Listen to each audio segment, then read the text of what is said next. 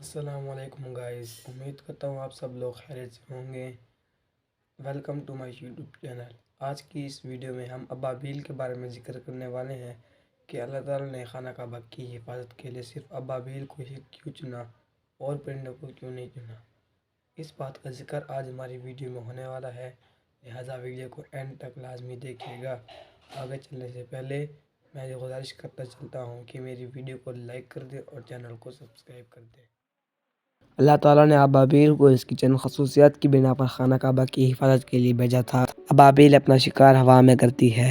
ابابیل 14,000 kilometre تک پرواز کر سکتی ہے۔ ابابیل 10 مہینے مسلسل اڑ سکتا ہے۔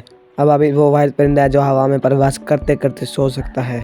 ابابیل ہلکا سا پھڑپڑانے پر کافی دور تک اڑ سکتا ہے۔